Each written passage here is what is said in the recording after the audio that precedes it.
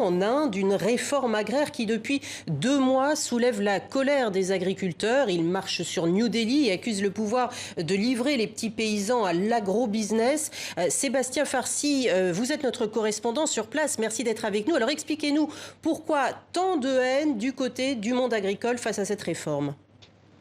Eh bien, la majorité des agriculteurs, il faut le dire, sont pauvres en Inde. Donc le gouvernement, lui, veut faire entrer les groupes agroalimentaires privés dans le secteur. Grâce à ces 3 lois, eh bien, ces entreprises peuvent par exemple passer des contrats directs avec les fermiers sans passer par les marchés publics qui sont régulés.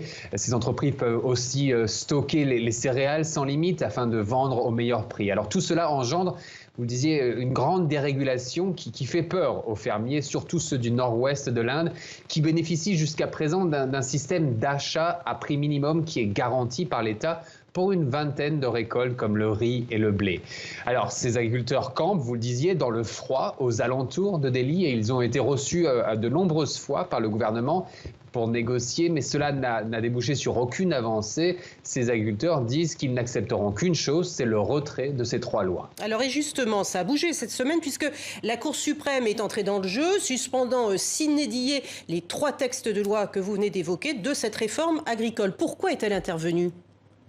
Eh bien, c'est en effet une victoire pour les fermiers. Elle est intervenue justement parce qu'il y avait un blocage. Les juges ont en effet suspendu cette loi, mais de manière temporaire, en créant un comité qui devra étudier ces lois et rendre un rapport dans les 2 mois. Donc les agriculteurs refusent ce processus, ils disent que c'est juste une diversion pour faire accepter la réforme par un autre moyen et ils prévoient maintenant de perturber la fête nationale du 26 janvier prochain et de faire défiler leurs tracteurs en même temps que les chars de l'armée indienne. Merci beaucoup Sébastien Farcy.